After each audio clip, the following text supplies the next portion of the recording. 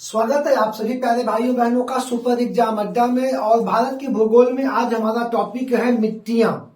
और मिट्टियों में जितनी प्रकार की मिट्टियां हैं और जितने भी प्रश्न आए हैं, ज्यादा प्रश्न इनसे हमारे आयोग के प्रश्नों में नहीं आए हैं, लेकिन कुछ प्रश्न आए हैं। ये सारे टॉपिक एक ही वीडियो में 36-37 प्रश्नों की श्रृंखला होगी, वो समाप्त हो जाएगी। चलिए, ये आपको कुछ मैप रखे गए हैं जिनका जैसे काम लगेगा हम लेते रहेंगे। चलिए आते हैं हम अपने प्रश्न पे। पहला प्रश्न है,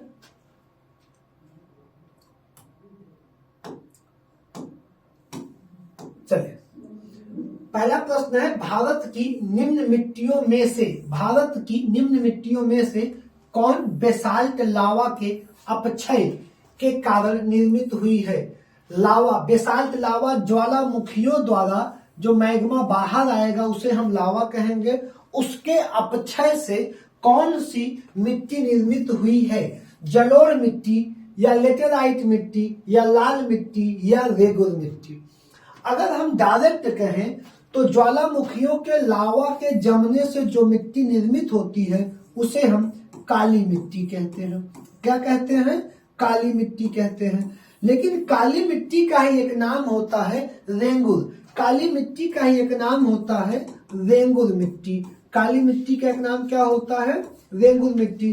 तो यहाँ पे हमारा ऑप्शन सही हो जाएगा रेंगुर। कौन सा ऑप्शन सही हो जाएगा? रेंगुर मिट्टी। लेटेराइट मिट्टी नहीं। जलोढ़ मिट्टी क्या है? जलोढ़ मिट्टी को जो नदियों द्वारा बहा के लाई गई मिट्टी जो जम जाती है उससे जलोढ़ मिट्टी के मैदानों का निर्माण होता है। ठीक, तो अगला प्रश्न हमारा है, भारत में काली कपासी, इसका एक काली मिट्टी का एक नाम और होता है काली कपासी मृदा की रचना निम्नलिखित में से किसके अपक्षय से हुई है। काली कपासी मिट्टी या काली मिट्टी का निर्माण किससे हुआ है? भूरी वन मृदा से? नहीं। ज्वालामुखी चट्टान? सही। Granite east? बिल्कुल नहीं। सेल चूना पत्थर? नहीं। बिदरी फिसर और जो ज्वालामुखी से निकला हुआ मटेरियल है उसके जमने से जो चट्टानें बनती हैं उसे हम क्या कहते हैं? ज्वालामुखी चट्टानों से किसका निर्माण हुआ है? काली कपासी मिट्टी का। आपको पता है काली कपासी मिट्टी का। अगर हम आपको एक पहला फिगर दिखाना चाहें कि काली कपासी मिट्टी सबसे ज्यादा कहाँ पाई जाएगी, तो काली कपासी मिट्टी हमारी सबसे ज्यादा कहाँ पाई जाती है। अब आप इस मैप को देखिए। इस मैप को जब आप देखेंगे तो काली कपासी मिट्टी का सबसे प्रमुख भाग आपका महाराष्ट्र है। सबसे प्रमुख जोन कौन सा है? महाराष्ट्र, गुजरात का पश्चिमी और मध्य प्रदेश, कर्नाटक के झारखंड के पश्चिम में, झारखंड में, आंध्रा में, कुछ आंध्रा में, और यहाँ पे कर्नाटक और आंध्रा, यहाँ पे कुछ क्षेत्र में, और दूसरा अंडमान निकोबार द्वीप समूह पे। तो ये काली मिट्टी पाई जाती है। क्षेत्रफल के आधार पे ये भारत में दूसरे स्थान पे है। किस स्थान पे है? दूसरे स्थान पे है। पहले स्थान पे कौन सी है? पहले स्थान पे ये विशाल मैदान किसका है? जलोढ़ का है। तो पहले स्थान पे जलोढ़ है, दूसरे स्थान पे किसका है? काली मिट्टी का है। दूसरा स्थान काली मिट्टी का हो जाएगा। अगला प्रश्न है हमारा, रेंगुर किसका नाम है? रेंगुर लाल मिट्टी का, जलोढ़ मिट्टी का, काली मिट्टी का, लेटेराइट मिट्टी का। आपको तीन बार यही प्रश्न हो चुका है। आप स्वयं इसका जवाब दे देंगे। इसमें बहुत समय और भूमिका बनाने की जरूरत नहीं है। किस मिट्टी का? काली मिट्टी का। ठीक, अगला है कि रेंगुर मिट्टी सबसे ज्यादा कहाँ पाई जाएगी। बेटा कुछ हिस्सा आंध्रा में भी है, कुछ हिस्सा झारखंड में भी है, कुछ हिस्सा तमिलनाडु में है, लेकिन सबसे ज्यादा कहाँ पाई जाएगी? तो सबसे ज्यादा पाई जाएगी महाराष्ट्र में। कहाँ पाई जाएगी? महाराष्ट्र में। महाराष्ट्र में सबसे ज्यादा पाई जाएगी। तो यहां तुम टिक कर दोगे महाराष्ट्र में। अगला प्रश्न है, काली कपास मिट्टी या काली कपासी मिट्टी निम्नलिखित में से किस नाम से भी जानी जाती है? बांगर, खादर, भूर या रेंगुर। तो वही डिक्टो प्रश्न कॉपी भी हुआ था रेंगुर के नाम से। किसके नाम से? रेंगुर के नाम से जानी जाती है। अगला प्रश्न है, दक्षिणी ट्रैप की रेगड़ मिट्टी काली होती है। दक्षिणी ट्रैप की रेगड़ मिट्टी काली होती है, कारण उनमें ह्यूमस प्रचुर मात्रा में होता है। अब यहाँ पे कथन और कारण तुमको दिया गया है, लेकिन क्या है, दक्षिणी ट्रैप की रेगड़ मिट्टियां काली होती हैं। तो दक्षिणी ट्रैप की रेगड़ मिट्टियां काली होती हैं। ह्यूमस क्या है, बहुत सारे बच्चों के दिमाग में आएगा सर ह्यूमस क्या हुआ। बहुत सारी आप अगर लगातार देखते होंगे धान के खेत, जब आपके यहाँ धान की खेती होती है तो उसमें एक फसल होती है ढैंचा को उसी धान के खेत में जोत दिया जाएगा और मिट्टी के साथ सड़ जाएगा। जब वो सड़ेगा तो वहां पे ह्यूमस बन जाएगा। तो जो भी क्या सड़ती है, जो भी वनस्पतियां या पादप सड़ते हैं उसमें वो ह्यूमस बनाता है। तो यार ये बात सोचो कि जो मिट्टी स्वयं जल रही है, ज्वालामुखी का लावा स्वयं जल रहा है, अगर उस ज्वालामुखी के लावा से किसी मिट्टी का मैदान बनेगा, चट्टान बनेगी, तो उसमें कभी ह्यूमस कैसे रहेंगे, क्योंकि वो तो ऑलरेडी जल के काली हो चुकी थी, वो जली हुई मिट्टी का मैदान था। दक्कन का लावा क्षेत्र में लावा का मैदान था वो, तो वहां पे कभी ह्यूमस नहीं रहेंगे। तो इस वाले पॉइंट को तुम क्या कर दोगे, गलत कर दोगे। जब इस पॉइंट को तुम गलत कर दोगे तो ए सही हो जाएगा किंतु आर गलत हो जाएगा। तो यहाँ पे तुम्हारा सी वाला क्या हो जाएगा, सही उत्तर हो जाएगा। हम आगे बढ़ चलेंगे। अगला प्रश्न है भारत की निम्नलिखित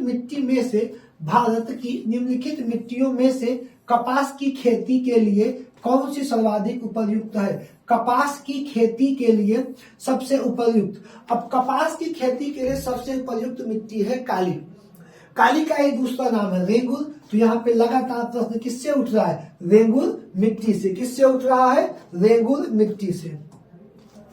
अगला, काली मिट्टी कपास की खेती के लिए उपयुक्त है, ये सही है, कुछ उसमें करना नहीं है। उसमें जैव तत्व प्रचुर मात्रा में होता है। डिकटो वही प्रश्न है भैया, वहां पे ह्यूमस लगाया था इन्होंने, यहाँ पे जैव तत्व लगा दिया, तो जैविक तत्व नहीं होता है। ये सही है परंतु आर गलत हो जाएगा बिना किसी संकोच के। आगे बढ़ेंगे। अगला प्रश्न है काली मिट्टी कपास की कृषि के लिए उपयुक्त होती है, सही है, ठीक। उसमें नाइट्रोजन तथा जैव पदार्थ प्रचुर मात्रा में पाए जाते हैं। नीचे दिए गए सही उत्तरों का चयन करिए। अब आपको ये बताना है कि काली, पहला लाइन तो इनकी बिल्कुल सही है, लेकिन उसमें नाइट्रोजन नहीं पाया जाएगा, जैव पदार्थ नहीं पाए जाएंगे। डिक्टो वही प्रश्न बार बार तुमसे घुमा घुमा के पूछ रहा है और सब में वही तुम उत्तर लगाओगे। ये सही है परंतु आप गलत है।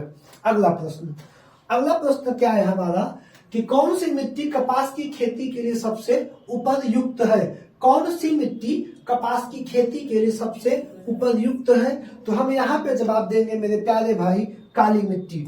बार बार वही प्रश्न चल रहा है। झारखंड में काली मिट्टी कहाँ पाई जाती है, झारखंड में काली मिट्टी कहाँ पाई जाती है, दामोदर घाटी में, स्वर्णरेखा में। झारखंड के दक्षिण में राजमहल की पहाड़ियां हैं और राजमहल की पहाड़ियों के जोन में कौन सी मिट्टी पाई, झारखंड के दक्षिण जोन में पाई जाती है। दक्षिण पश्चिम में क्या है, राजमहल की पहाड़ियां हैं और राजमहल की पहाड़ियों में आपकी पाई जाएगी कौन सी मिट्टी, काली मिट्टी। अगला प्रश्न है भारत की लैटेराइट मिट्टी, देखो चेंज हो गई, मिट्टी के बारे में कौन सा कथन सही है। वे साधारणतया लाल रंग की होती है। लैटेराइट मिट्टी साधारणतः किस रंग की होंगी, लाल रंग की होंगी। वे नाइट्रोजन और पोटास से समृद्ध होती हैं। उसका राजस्थान और उत्तर प्रदेश में अच्छा विकास हुआ है। लैटेराइट मिट्टी नहीं है, यहाँ पे जलोढ़ और बलुई है। यूपी में जलोढ़, राजस्थान में आधे में जलोढ़ आधे में बलुई। अब यहाँ पे ये मिट्टी क्या है, लैटेराइट मिट्टी लगभग आपको कहाँ मिलेगी, पहाड़ी स्थानों पे, जहाँ पे छोटी पहाड़ियां होंगी उनके ढालों पे लैटेराइट मिट्टी है। ना तो उसमें नाइट्रोजन है और ना ही उसमें पोटास है, तो दो भी गलत हो गया। इन मिट्टियों में टोपियोका और काजू और टोपियोका की खेती ऊपर सबसे अच्छी होगी। जो ढालदार मैदान होंगे वहां पे किसकी खेती, जहां पे पानी नहीं रुकेगा, उसमें टोपियोका और काजू की खेती मिट्टियों में सबसे अच्छी होगी। तो आपका 1 और 4 सही हो जाएगा। 1 और 4 आपका सी वाले ऑप्शन में है। गलत करना है तो जैसे यहाँ पे देखो, उसका राजस्थान में उत्तर प्रदेश अच्छा विकास हुआ है। मान लो तुमको ये नहीं पता, तुम समझो बात को, क्वेश्चन करना कैसे। मान लो तुम्हें नहीं पता उत्तर क्या है, ठीक है, एक बार देखो। अब लेकिन लैटेराइट मिट्टी, तुम्हें इतना जरूर पता होगा कि लैटेराइट मिट्टी उत्तर प्रदेश राजस्थान में नहीं है। इसमें भी 3 है, देखो ऑप्शन कैसे सॉल्व किया जाता है। इसमें भी 3 है, इसको गलत काटो, इसमें भी 3 है, तो एक में 3 नहीं है। ऐसा नहीं है कि तुमको सब एक सेटिंग समझ जाओ एग्जाम की, बस देख लिए ना तुम, यही करना है तुमको, पढ़ना पूरा शांति से पढ़ो, जो तुम देख के मत घबराओ, जिसको तुम्हारा फिटफुल है ये फिक्स है, उसी को उठा के आराम से रख लो और उसी पे काम करो। अगला प्रश्न, निम्न में से कौन सा कथन भारत की लैटेराइट मृदा के संदर्भ में सत्य है? कौन सा कथन लैटेराइट मृदा के कथन में सत्य है? लैटेराइट मृदा उच्च ताप व भारी वर्षा वाले क्षेत्रों में विकसित होती है, बिल्कुल सही लाइन है। लैटेराइट मृदा जैविक ह्यूमस समृद्ध होती है, पश्चिम बंगाल, असम, उड़ीसा नहीं, यहाँ नहीं पाई जाएगी। तो लैटेराइट सरपाई कहा जाएगी, यहाँ नहीं पाई जाएगी, तो लैटेराइट मृदा पाई कहा जाएगी। तो आइए देख लेते हैं कि लैटेराइट मिट्टी कहाँ पाई जाएगी। अब आप ये देखिए, यहाँ पे जो है क्या पाई जाएगी, यहाँ पे लैटेराइट मृदा पाई जाती है। कहाँ पे? ठीक, यहाँ पे आपकी लैटेराइट मृदा पाई जाएगी। ठीक,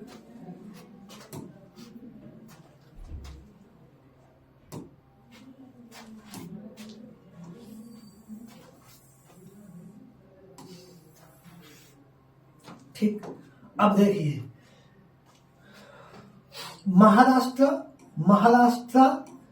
कर्नाटक, गोवा किनारे मतलब ये जोन, तमिलनाडु की पहाड़ियां, पूर्वी पहाड़ियां, और यहाँ पे आंध्र, कर्नाटक और तेलंगाना का यहाँ पे कुछ तट पे, और हल्की फुल्की मिट्टियां कहाँ पे? उड़ीसा में, उड़ीसा के तट पे, उड़ीसा के तटीय जोनों पे यहाँ पे पाई जाएंगी। कौन सी मिट्टी? तो ये सबसे ज्यादा कहाँ पाई जाएगी? आपके इस तट पे। ये कौन सा तट है? मालाबार, मालाबार तट पे पाई जाएगी। कुछ यहाँ पे उत्तरी सरकार तट पे, उत्तरी सरकार तट पे पाई जाएगी, और हल्की फुल्की तमिलनाडु में पाई जाएगी।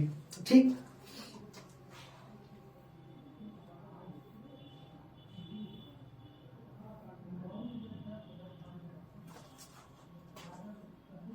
अब लैटेराइट मिट्टी मिलती है, यही प्रश्न शायद ये वाला प्रश्न है।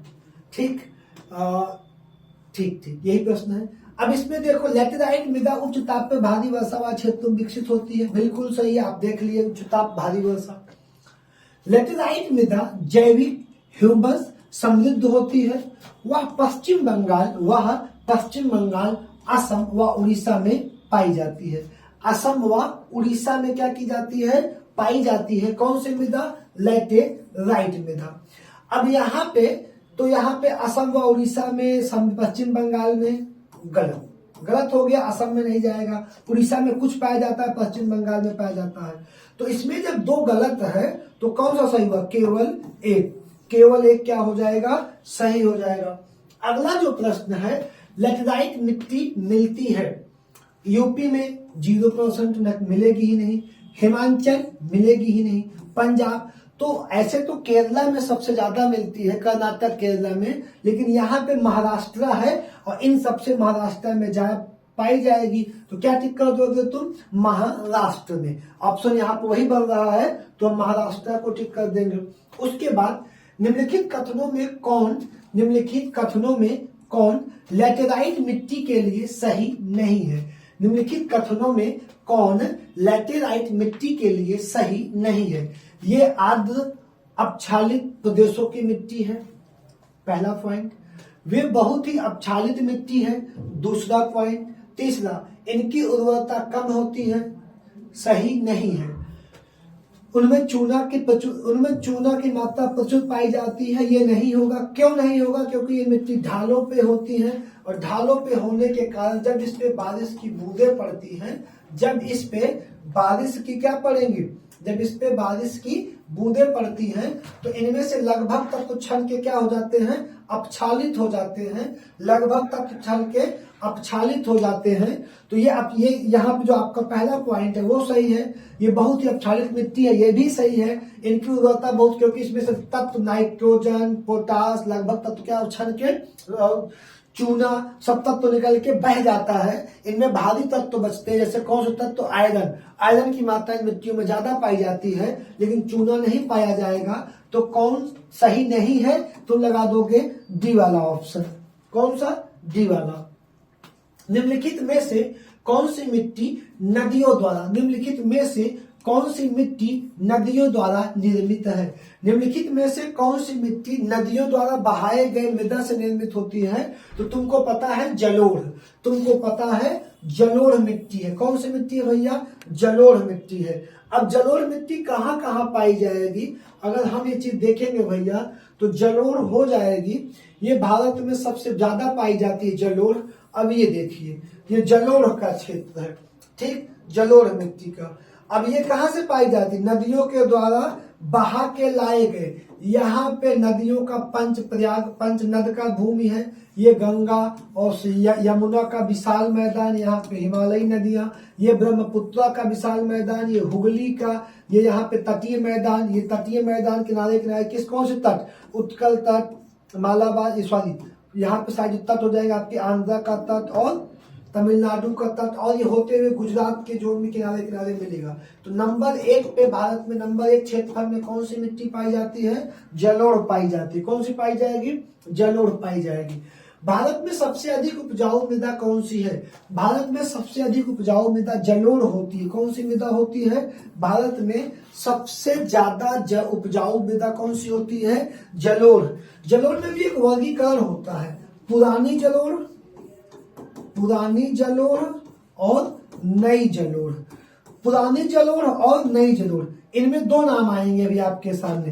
पहला नाम आएगा खादर, दूसरा नाम आएगा बांगर, ठीक। अब जो नदियों के द्वारा बहा के लाए गए मिट्टियों से मैदान बनते, जो मैदान बहुत पहले निर्मित हो चुके थे, वो पुरानी जलोढ़ में आएंगे। अभी यहाँ पे हम किस पे बात कर रहे हैं? जलोढ़ पे। आगे बढ़ेंगे, एक एक प्रश्न आएगा, हम बताते चलेंगे। भारत में सबसे बड़ा मिट्टी का वर्ग है, सबसे बड़ा मिट्टी का वर्ग, और सबसे बड़ा अभी थोड़ी देर पहले मैं तुमको बताया जलोढ़ है। तो इसमें तो जलोढ़ यार है ही नहीं, तो यार जलोढ़ नहीं है तो लाल भी जलोढ़ नहीं है, काली, बलुई, कछारी मिट्टी को ही एक नाम क्या है?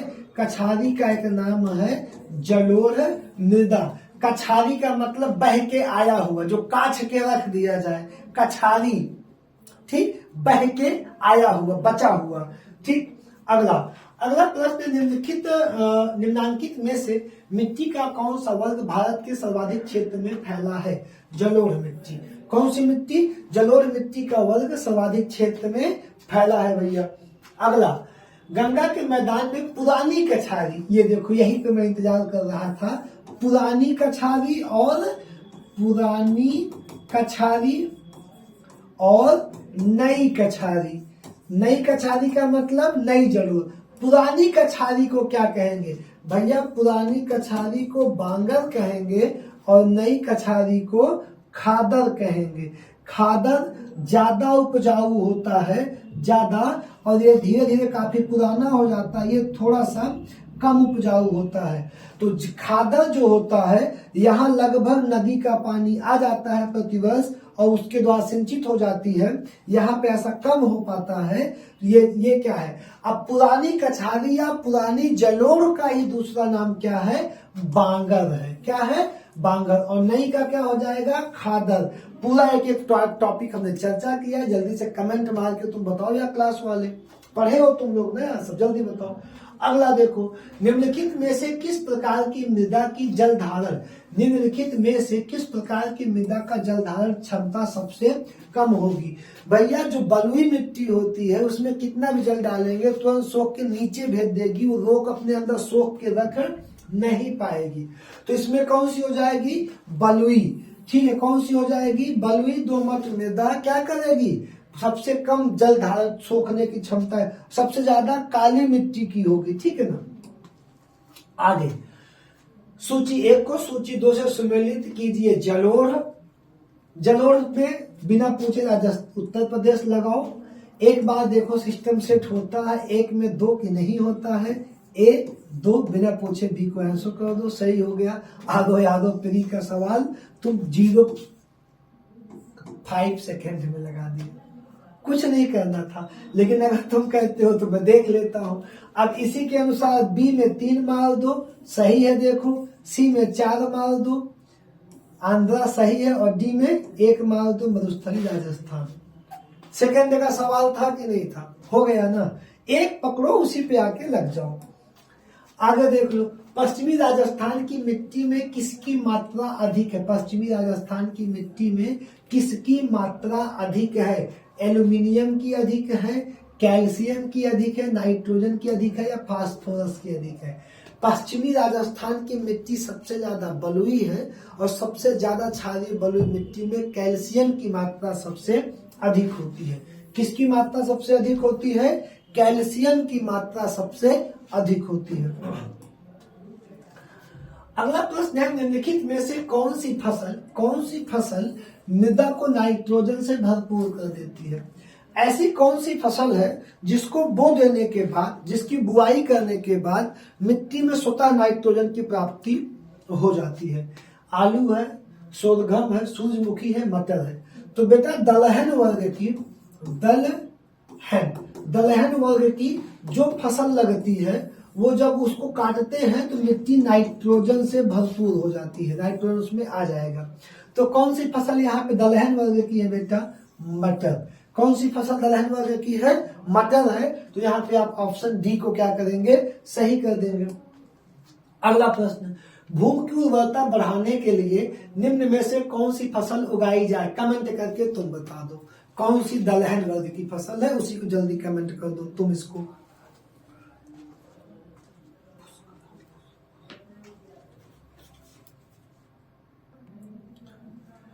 नहीं बताओगे तो इसमें आपका हो जाएगा उड़द। कौन हो जाएगा?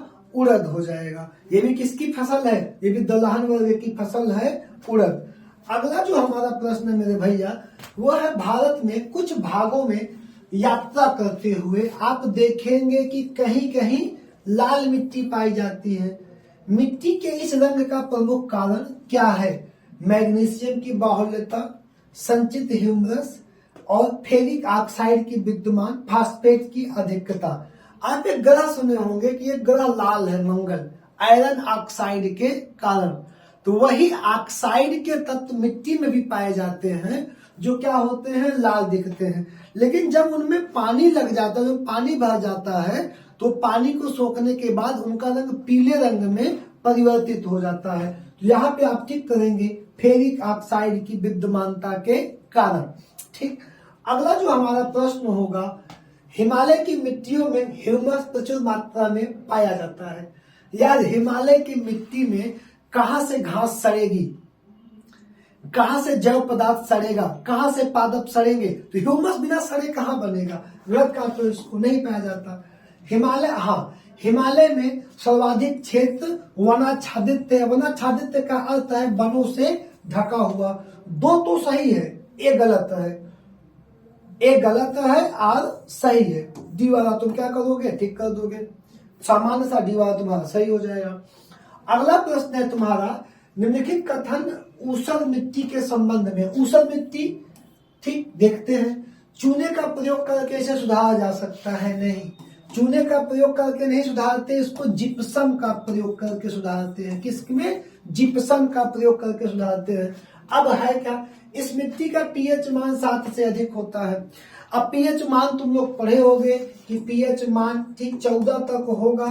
तो 0 से 6 तक अम्ल, 7 न्यूट्रल हो जाएगा, और 7.6 से 14 तक क्षार, 14 तक क्षार।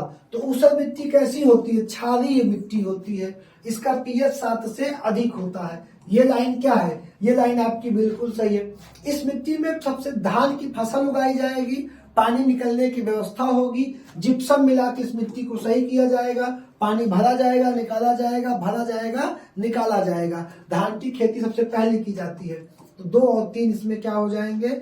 सही हो जाएंगे। 2 और 3 सही हो जाएंगे। अगला प्रश्न कौन सा है हमारा?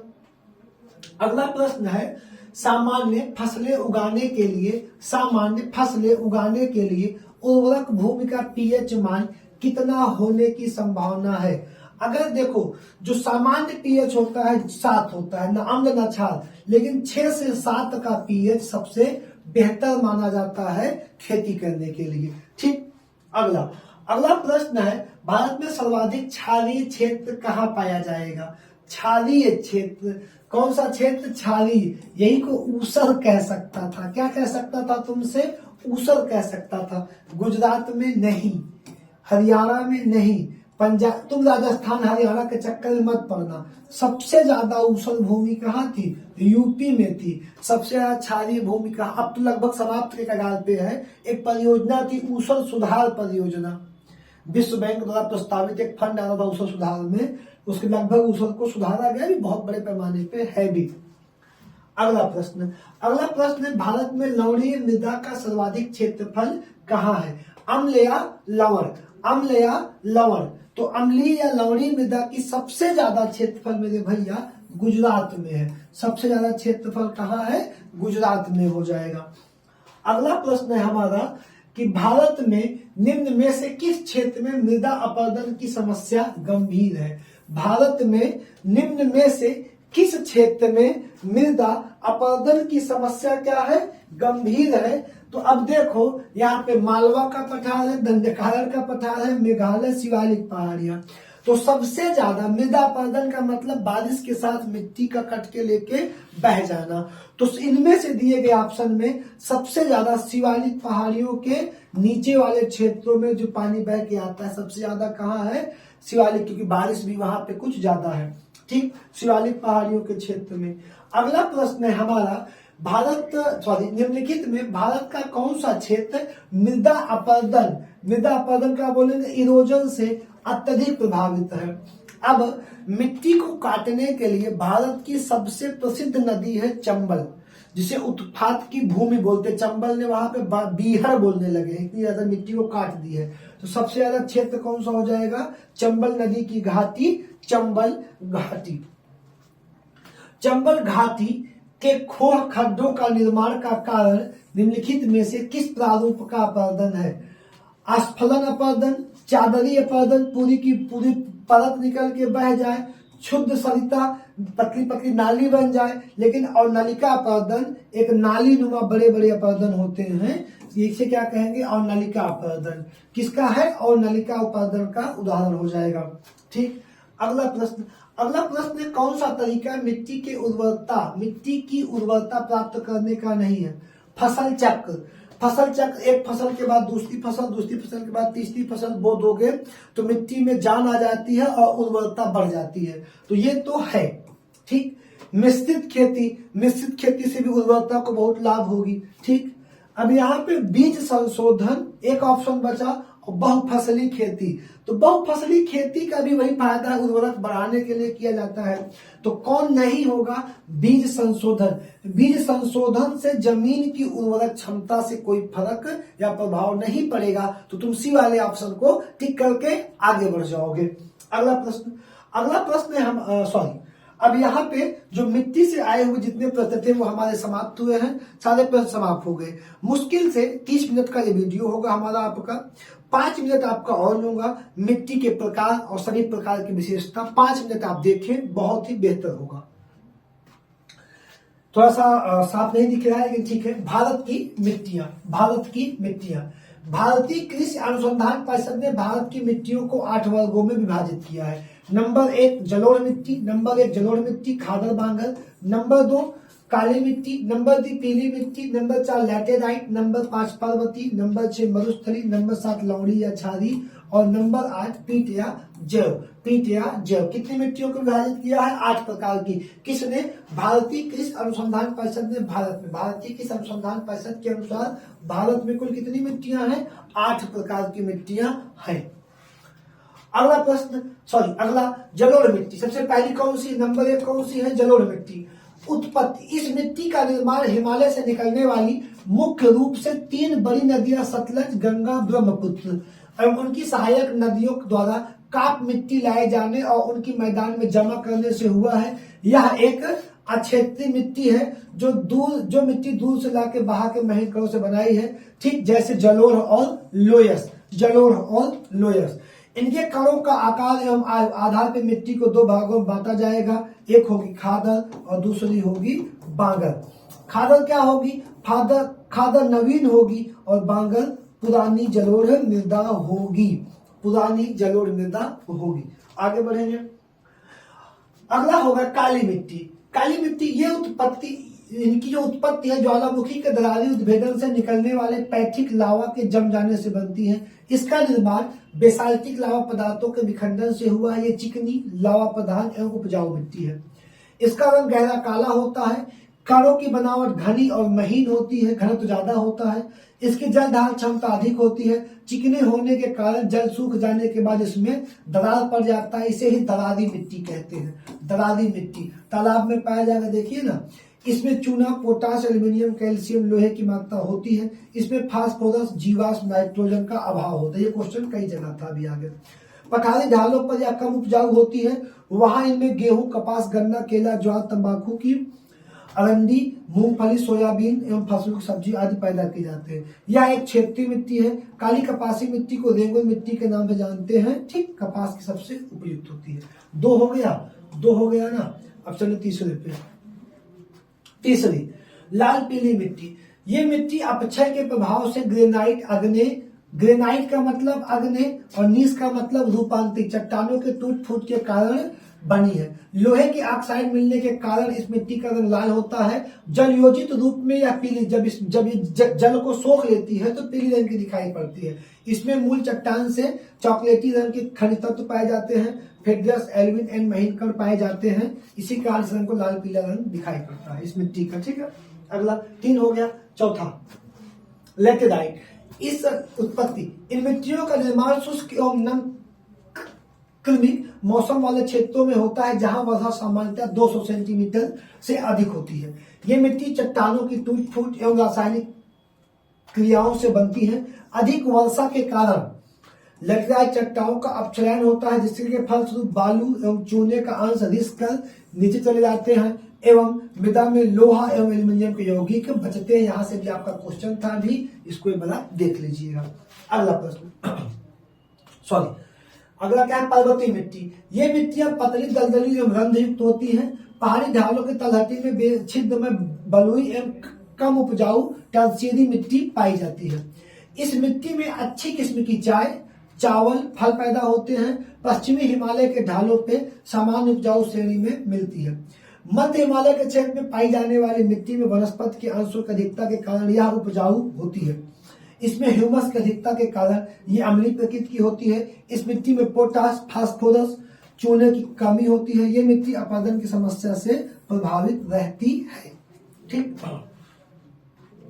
अगला लौड़ी एवं छाली मिट्टी। ये मिट्टी रेह, ऊसर या कल्लर के नाम से जानते हैं। रेह इसी को कहेंगे, ऊसर इसी को कहेंगे, कल्लर इसी को कहेंगे। इस मिट्टी में नाइट्रोजन एवं चूने की कमी होती है। नाइट्रोजन चूने की कमी होगी। समुद्र तटीय क्षेत्रों में उच्च ज्वार के समय नमकीन जल भूमि पर फैलने से इसका निर्माण होता है। शुष्क जलवायु प्रदेश, ये समुद्र तटीय हो गई, लेकिन शुष्क क्षेत्रों में, शुष्क जलवायु प्रदेशों में जल निकास की समुचित व्यवस्था का, जब जल की निकासी का व्यवस्था का अभाव होता है तो वहां केशिका कर्षण के क्रिया द्वारा सोडियम, कैल्शियम और मैग्नीशियम के लवण मृदा की ऊपरी सतह पर निक्षेपित हो जाती है, जिसके फलस्वरूप मिट्टी में लवण की मात्रा बढ़ जाती है। यह दक्षिण पंजाब, दक्षिण हरियाणा, पश्चिमी उत्तरी सुंदरवन क्षेत्रों में पाई जाती है। कैल्शियम और पोटेशियम तक कारण इस मिट्टी क्षारीय होती है। जिप्सम मिला के इसे उपजाऊ बनाया जाता है। ठीक, मरुस्थली, यह वास्तव में बलुई मिट्टी होती है। इसमें लोहा एवं फास्फोरस ज्यादा मात्रा में पाया जाता है। इसमें नाइट्रोजन और ह्यूमस की का अभाव होगा। यह मिट्टी क्षारीय गुण वाली होगी। सिंचाई संसाधन उपलब्ध कराकर इसे उर्वरा बनाया जा सकता है। इस मिट्टी में मोटे अनाज जैसे ज्वार, बाजरा, रागी पैदा किया जाता है। ये मृदा पश्चिमी राजस्थान, दक्षिणी हरियाणा, पश्चिमी पंजाब, उत्तर प्रदेश में पाई जाती है, पश्चिमी यूपी में। लास्ट है आपका 8वां, पीट एवं जैविक मिट्टी। यह मिट्टी अधिक वर्षा एवं उच्च आर्द्रता वाले क्षेत्रों में पाई जाती है। दलदली क्षेत्र होते हैं। यह मिट्टी रंग में काली एवं बहुत अधिक अम्लीय प्रकृति की होती है, क्योंकि यहाँ दलदल रहेगा।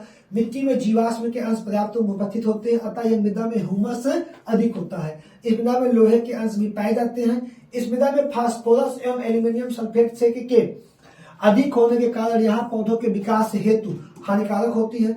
यह मिट्टी में पोटास की कमी होती है। इस मिट्टी में मुख्यतः केरल के एलेप्पी, अलीपुर जिला, उत्तराखंड के अल्मोड़ा, सुंदरवन डेल्टा, पश्चिम बंगाल और नीचे डेल्टाई क्षेत्रों में पाया जाता है। तो मेरे प्यारे भाई बहन, आरओ की, एपीएस की सभी तैयारी करने वाले सभी को मैं एक बार बता दूं कि मिट्टी से आने वाले सभी महत्वपूर्ण प्रश्न समाप्त हो चुके हैं। और आप लोगों को धन्यवाद। लाइक, कमेंट, शेयर, सब्सक्राइब अभी तक ना किए हो तो कर दें, अपने दोस्तों में शेयर कर दें, सब्सक्राइब कर दें। फिर सुबह मेरी आपकी मुलाकात होगी आधुनिक भारत के साथ 8 बजे। तैयार रहें बहुत ही अच्छे प्रश्नों के साथ। धन्यवाद।